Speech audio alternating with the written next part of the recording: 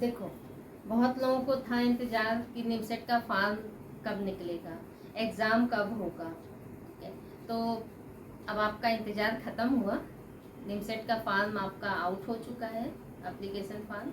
आप online form भर सकते हो। आज 17 तारीख है, तो आज फॉर्म आज से निकल गया है। आज 17 अप्रैल है, तो फॉर्म निकल चुका है। और इसकी लास्ट डेट जो फॉर्म भरने की है वो 16/5/2025 दिन फ्राइडे पड़ेगा, और 5 बजे तक आप फॉर्म सबमिट कर सकते हो। ठीक है, तो अभी इनफ टाइम है, लेकिन हम आपको एडवाइस करेंगे जितनी जल्दी हो सके आप फॉर्म भर दीजिएगा, क्योंकि एक बार तो भरना ही है। फॉर्म भर देना, हो सकता है लास्ट मोमेंट में कभी कभी होता है कोई दिक्कत आ जाए, तो इसलिए फॉर्म भरना है तो आप जितना जल्दी हो सके वो भर दीजिए। प्रोसेसिंग फ़ी जो है इसका 2500 है। फॉर्म आपको ऑनलाइन फॉर्म भरना है, और एग्ज़ाम आपका किस डेट को होगा, तो डेट एंड टाइम जो ऑनलाइन एग्ज़ाम आपका होगा वो 8 जून 2025 संडे को एग्ज़ाम होगा। 2 से 4 के बीच में आपका 2 बजे स्टार्ट हो जाएगा और 4 बजे आपका ख़त्म हो जाएगा।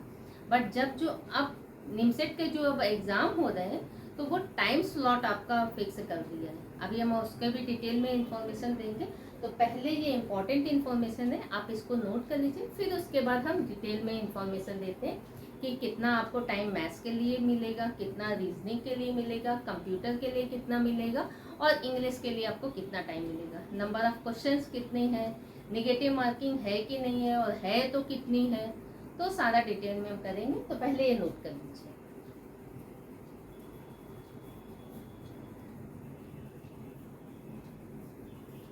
तो देखो, इसमें आपका है टोटल आपके जो क्वेश्चन रहेंगे, नंबर ऑफ क्वेश्चन 120 रहेंगे। इन 120 में आपका मैथ्स रहेगा, analytical ability and logical reasoning रहेगा, कंप्यूटर रहेगा, एंड जनरल इंग्लिश रहेगा। तो ये आपका सिलेबस का पार्ट है, ये आपसे पूछे जाएंगे इसके क्वेश्चन। तो मैथ्स में आपके 50 क्वेश्चन रहेंगे। देखो, टाइम इसमें अब टाइम स्लॉट आपका फिक्स कर दिया गया, तो पार्ट 1 में आपका मैथ्स का पार्ट पूछा जाएगा। ये 70 मिनट आपको मिलेंगे 50 क्वेश्चन सॉल्व करने के लिए, और टाइमिंग आपका है 70 मिनट में 2 बजे स्टार्ट हो जाएगा, और 3:10 तक आपका मैथ्स के क्वेश्चन आपके पास रहेंगे। उसके बाद ये हट जाएंगे, फिर आपके रीजनिंग के क्वेश्चन स्टार्ट हो जाएंगे। तो पार्ट 1 आपका 70 मिनट का रहेगा, 50 क्वेश्चन रहेंगे। अगर आपका सही क्वेश्चन है तो 12 नंबर आपको मिलेगा। निगेटिव मार्किंग इसमें है तो -3 हो जाएगा। और ये मैथ्स के टोटल क्वेश्चन है आपके, जो 50 क्वेश्चन है, तो 12 नंबर का एक क्वेश्चन है, तो टोटल 600 नंबर का आपका मैथ्स पूछा जाएगा। नो डाउट मैथ्स का वेटेज बहुत है। ठीक है, तो होना ना होना एक तरह से बोल सकते हो आप, मैथ्स पे भी डिपेंड करता है। तो मैथ्स आपका अच्छा रहेगा, रीजनिंग अच्छा कर लोगे। अभी आते हैं अच्छा बात में, सेकेंड पार्ट आपका आता है रीजनिंग और एनालिटिकल एबिलिटी।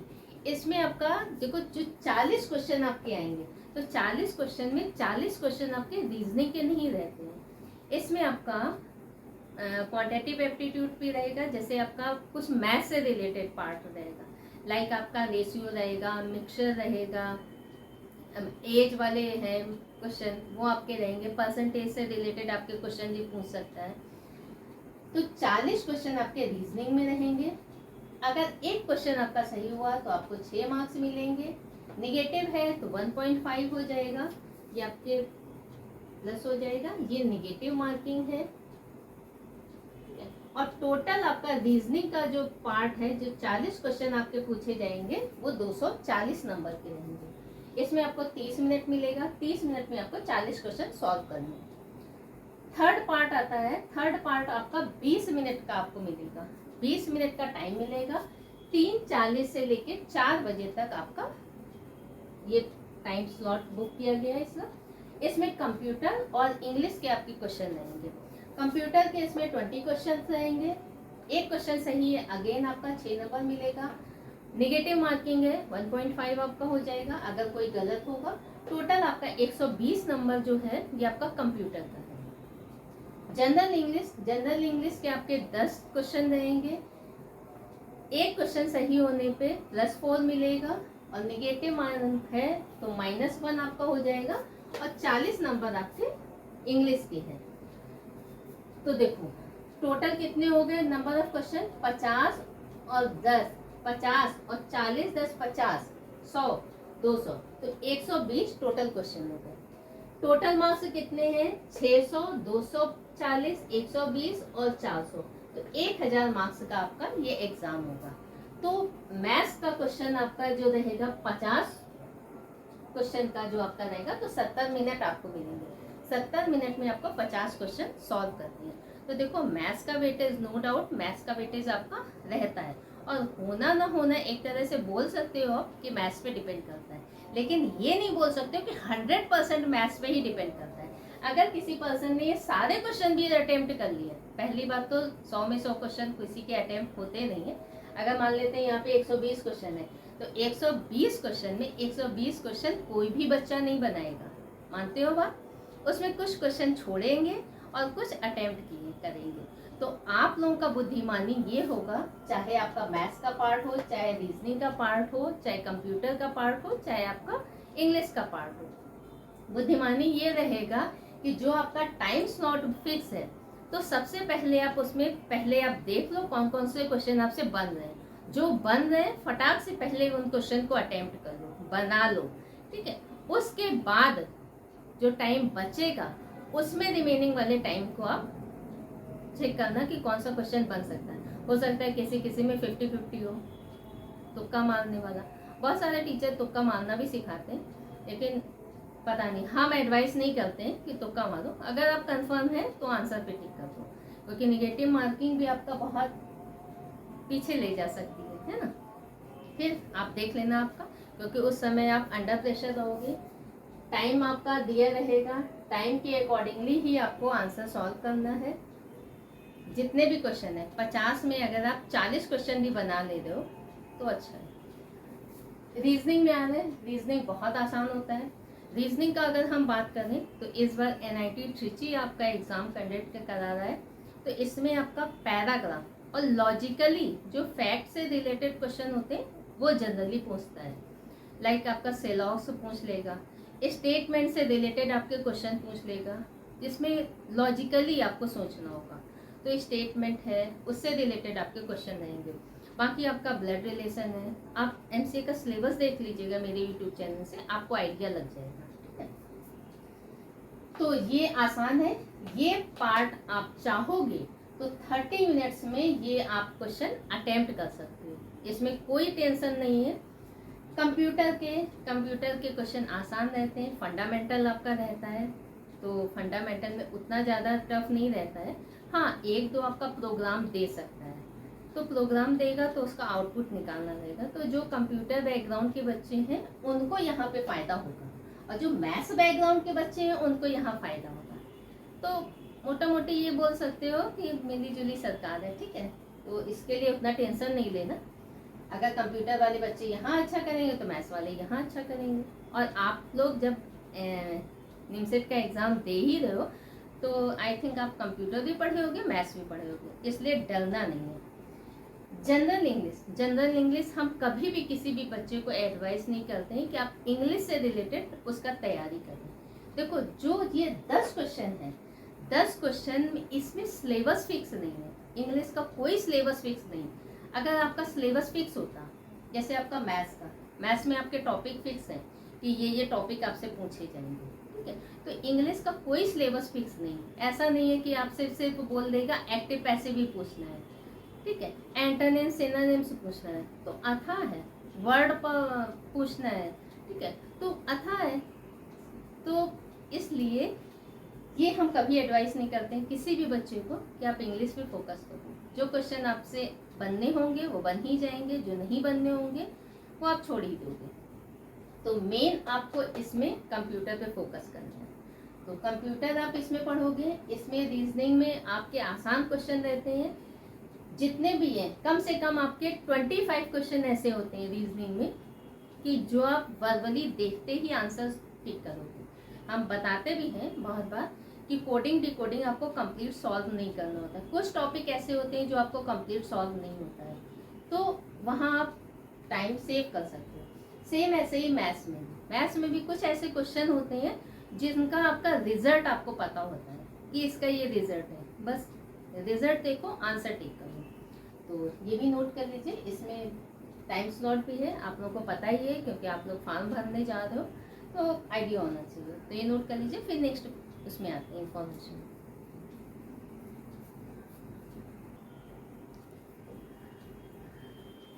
तो निमसेट 2025 में आपका इस बार 11 NITs हैं और 2 ट्रिपल ITs आपका पार्टिसिपेट कर रही हैं। वो कौन कौन सी NIT है? NIT Agartala, NIT Allahabad, NIT Bhopal, NIT Delhi, NIT Jamshedpur, NIT Kurukshetra, NIT Meghalaya, NIT Patna, NIT Raipur, NIT Trichy, NIT Warangal, triple IT Bhopal, triple IT Vadodara. इस बार ये ऐड हुआ है, इसके लिए हम आपका एक वीडियो आपका बना ही चुके हैं, आप देख लीजिएगा, उसमें सारा इन्फॉर्मेशन हम दे ही दिए थे। तो 11 NITs हैं और 2 ट्रिपल ITs आपके पार्टिसिपेट कर रही हैं। तो इनके मार्क्स, जो भी आपका MCA में जो भी आपका एग्ज़ाम दोगे, जो उसमें आप स्कोर करोगे मार्क्स, उसके अकॉर्डिंगली आप यहाँ पे एडमिशन ले सकते हैं। तो पहले ये नोट कर लीजिए। फिर हम आपका कुछ मेल ID और कॉन्टेक्ट नंबर भी आपका दे दें कि इन केस ऐसा कोई भी दिक्कत हो, परेशानी हो, तो आप वहाँ मेल कर सकते हैं या वहाँ कॉल करके भी आप कुछ इन्फॉर्मेशन ले सकते हैं।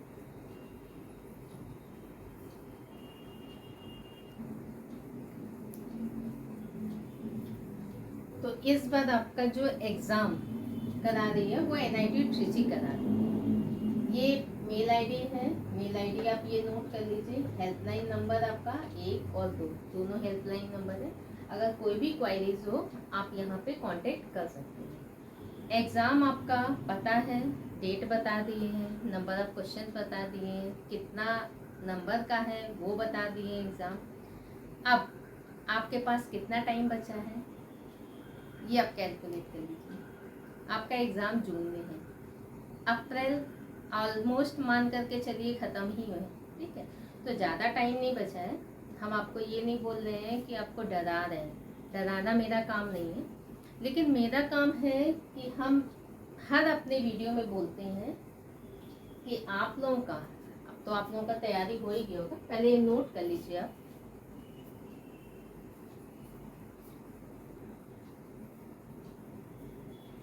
तो आप लोगों का तैयारी हो गया होगा, ठीक है। तैयारी होना एग्ज़ाम के अकॉर्डिंगली, मेरे अकॉर्डिंगली अगर हम माने तो सबसे पहले आपका सिलेबस,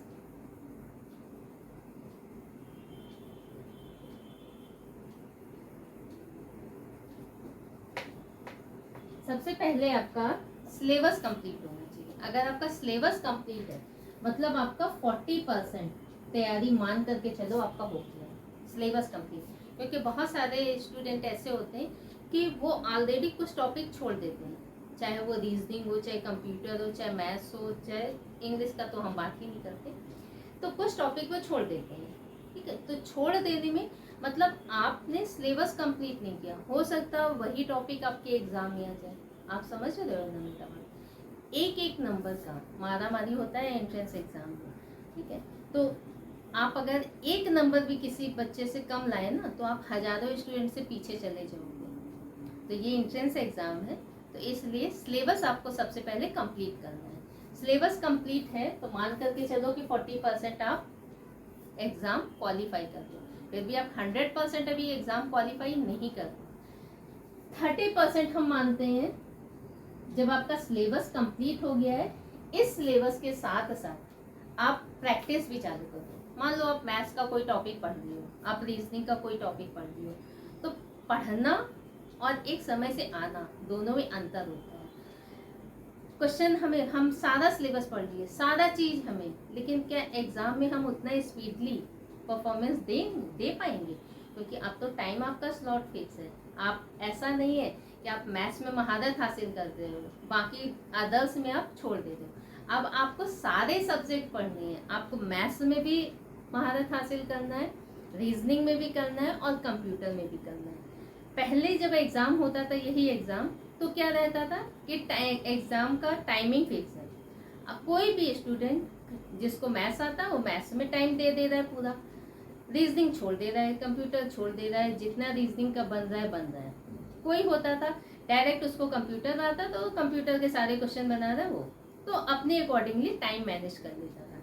बट अब नहीं, अब और भी ज़्यादा कंपटीशन हो गया है, क्योंकि आपका टाइम स्लॉट फिक्स कर दिया गया है मैथ्स का, रीजनिंग का और कंप्यूटर का। आपको उसी टाइमिंग में अपना बेस्ट परफॉर्मेंस देना है। तो वो आप कब दे पाओगे? जब आपका सारा सिलेबस कंप्लीट होगा।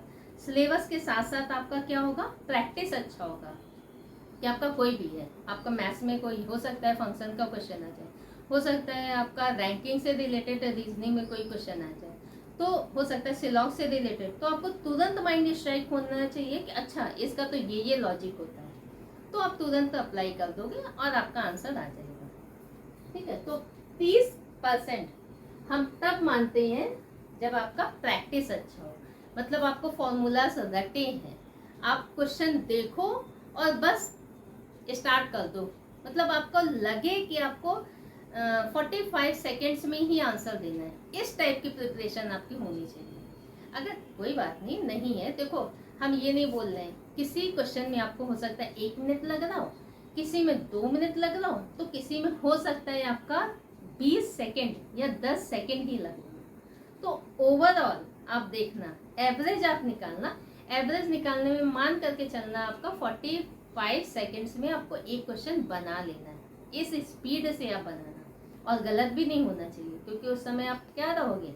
अंडर प्रेशर परफॉर्मेंस कर रहे होगे।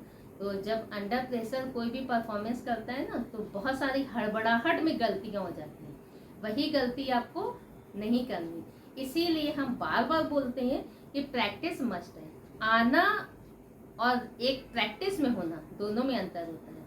क्रिकेट खेलते हो, क्रिकेट देखते हो ना, तो कोई भी क्रिकेटर अगर अच्छे से प्रैक्टिस नहीं करता है तो क्या वो अच्छा परफॉर्मेंस दे पाता है? नहीं दे पाता। और जब नहीं दे पाता है तो कितनी उसकी आलोचना होती है ना। तो आपको ऐसा काम करना है कि प्रैक्टिस, क्योंकि देखो एमसीए के एग्जाम एक ही बार लाइफ में होते हैं, अच्छा इंस्टीट्यूट मिल जाए तो कोई नुकसान है नहीं ना।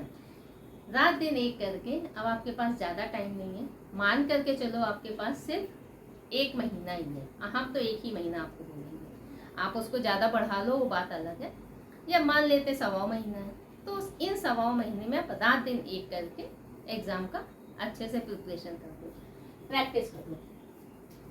इसके बाद अब आप 70% पे पहुंच गए हो, लेकिन 70% पे पहुंचने का मतलब ये नहीं कि आप 100%, है ना, 100% में आने के लिए ये आपको 30% और मेहनत करनी होगी। ये 30% आपका क्या होता है? मॉक होता है, टेस्ट सीरीज जो आप देते हो, ये आपको मॉक और टेस्ट सीरीज ये आपको स्पीड मेंटेन करना सिखाता है कि आपको जो टाइम ड्यूरेशन दिया उस टाइमिंग में अपना बेस्ट कैसे देना है, कौन सा क्वेश्चन अटेम्प्ट करना है, कौन सा छोड़ना है।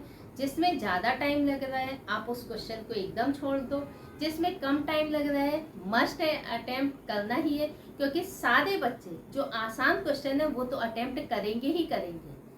आपको वो सारा आसान क्वेश्चन तो अटेम्प्ट करना ही है, उसके साथ साथ जो दूसरे अटेम्प्ट नहीं कर पा रहे वो आपको करना है। जब आप वो कर दोगे तो आपका क्या टॉप का जो आपका एनआईटी का सपना है वो जरूर पूरा होगा। प्रैक्टिस का भी होता है। प्रैक्टिस का जब हम बात करते हैं तो प्रैक्टिस क्या होता है, आप मोबाइल में, आप जिससे भी है, आप जब भी वैसे प्रैक्टिस दोगे तो हम एडवाइस करेंगे जब आप ऑनलाइन देने जा रहे हो तो आप कंप्यूटर में ही दोगे, तो आप मोबाइल में कभी भी प्रैक्टिस मत करो, आप डायरेक्ट कंप्यूटर पे ही करो, क्योंकि उसमें आप करने पे कंफर्टेबल हो जाओगे ईजिली। जैसे कभी कोई होता है ना टेस्ट सीरीज देने जा रहा है, डेली कोई टेस्ट हो रहा है तो हैबिचुअल हो जाता है, आदी हो जाता है, अरे जा रहे हैं आराम से टेस्ट दे करके आ रहे हैं, तो वो डर जो रहता है ना वो हट जाता है। तो आप जो अभी मॉक भी दे रहे हो, टेस्ट सीरीज जो भी आप दे रहे हो, प्रैक्टिस कर रहे हो, जो भी आप कर रहे हो, आप कंप्यूटर पे करो, आप मोबाइल एकदम मत यूज़ करो। हाँ, मोबाइल आप पढ़ने के लिए यूज़ कर सकते हो, अल्टीमेटली मेरा वीडियो आपको देखना है तो किस में देखोगे, मोबाइल में देख लोगे, है ना। और रीजनिंग के लिए आप मेरे यूट्यूब चैनल से पढ़ सकते हो, उसमें हम आपका ऑलमोस्ट सारा टॉपिक कवर करा दिए। लाइक आपका सिलॉक्स भी कवर करा दिए जो हम 150 मेथड से बताते हैं। इस बार आप पजल में देख लेना, पजल में आपका कंडीशनल बेस्ड पजल आपका दे सकता है, स्टेटमेंट से रिलेटेड आपके क्वेश्चन दे सकता है। जैसे स्टेटमेंट है कंक्लूजन में, स्टेटमेंट है कोर्स ऑफ एक्शन में, स्टेटमेंट आर्गुमेंट, स्टेटमेंट एजम्पशन, इस टाइप के आपके क्वेश्चन दे सकता है क्योंकि ये फैक्ट से रिलेटेड क्वेश्चन होते हैं। पजल आपका ब्लड रिलेशन भी दे सकता है, ब्लड रिलेशन में जनरली पॉइंटिंग वाला दे देता है क्वेश्चन, तो वो आप देख लीजिएगा। कोडिंग डिकोडिंग का देते ही है, कोडिंग डिकोडिंग में आप वर्बली क्वेश्चन देख लेना, ऑप्शन के थ्रू आप जाना। कोडिंग डिकोडिंग का अगर आपका क्वेश्चन हो तो ऑप्शन इलिमिनेट करना, आपको सारा सॉल्व नहीं करना है। आपको लगे कि ये 3 इलिमिनेट हो गया, 100% ये आंसर टिक करके आगे बढ़ना। बट अगर नन ऑफ दीज है तो केयरफुली आप आंसर सॉल्व करना, ठीक है। क्योंकि अगर आपका गलत हो गया तो जो सही वाला है वो तो मार्क्स आपका जाएगा ही जाएगा, और सही वाले से भी आपका नेगेटिव मार्किंग हो जाएगा। आप समझ रहे हो ना। तो इसलिए आप कितने भी स्टूडेंट से पीछे हो सकते हो, इसलिए हम एडवाइस करेंगे कि नेगेटिव मार्किंग से आप लोग बचिए। और बाकी मेरा कोई भी हेल्प का जरूरत हो, आप मेरा जो भी चैनल, जो भी वीडियो आप देख रहे हो उसी में आप कमेंट कर दीजिएगा। आपको लगे कि आपको मेरे से रीजनिंग का ये वाला टॉपिक पढ़ना है, आप कमेंट कर दीजिएगा, हम डेफिनेटली वो वाला वीडियो आपका अपलोड कर देंगे। और बाकी आप रीजनिंग का जितना भी है एमसीए का एक बार सिलेबस देख लीजिएगा। हाँ, क्लॉक और कैलेंडर से रिलेटेड क्वेश्चन जनरली आ जाते हैं तो वो भी आप देख लीजिएगा। कुछ टॉपिक ऐसे हैं जो जनरली पूछे जाते हैं, लाइक आपका काउंटिंग ऑफ फिगर दे दिया, कोडिंग डिकोडिंग हो गया, क्यूब एंड डाइस से रिलेटेड आपका क्वेश्चन दे सकता है। ब्लड रिलेशन में फॉरवर्ड बैकवर्ड दे सकता है, या पॉइंटिंग वाला या पैराग्राफ, ये इंपॉर्टेंट टॉपिक में आते हैं। सिटिंग अरेंजमेंट में आपका नॉर्मल दे सकता है, एक पैराग्राफ, छोटा सा पैराग्राफ दे देगा, आपको वो सॉल्व करना होगा। रैंकिंग से रिलेटेड आपका क्वेश्चन दे सकता है।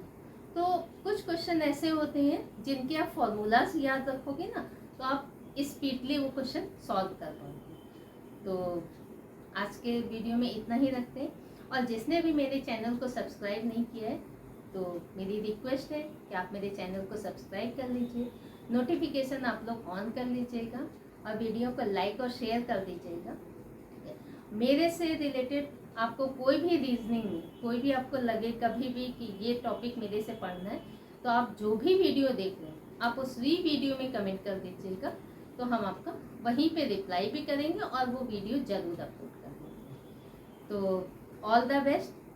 फॉर्म आप फटाफट फिल कर दीजिएगा, लास्ट डेट के लिए नहीं रखिएगा। और जितना भी तैयारी है, जब फॉर्म आपका भर देते हैं ना तो उसमें जो पैसा लगता है मम्मी पापा का, तो आपको उससे 100 गुनी मेहनत करनी है ना। क्योंकि जब वो आपको पैसा दे रहे हैं फॉर्म भरने का, ये पढ़ाई का, तो रिजल्ट देना आपका भी काम है, ठीक है। तो आप अपना बेस्ट दीजिए। बाकी हम ये नहीं बोल रहे हैं कि कभी होता है कि बहुत सारा बच्चे होते हैं कि अभी मेरा एग्ज़ाम का मेरा सिलेबस नहीं कंप्लीट हुआ, जैसे बहुत सारा मेरे पास भी कॉल्स आते हैं कि मैम मेरा अभी सिलेबस नहीं कंप्लीट हुआ तो हम मॉक कैसे दें। तो मेरा उनसे कहना है कि आपका सिलेबस भले ही अभी कंप्लीट नहीं हो, लेकिन जितना टॉपिक आप पढ़े हो एटलीस्ट आप उतने का तो दो ना। आपको मॉक जरूर देना चाहिए, क्योंकि मॉक देने से आपको पता चलता है कि कौन सा क्वेश्चन अटेम्प्ट करना है, कौन सा छोड़ना है, टाइम आपको मैनेजमेंट करना है। तो फिर ऑल द बेस्ट एग्ज़ाम के लिए। तो फिर मिलते हैं नेक्स्ट वीडियो में। Thank you so much.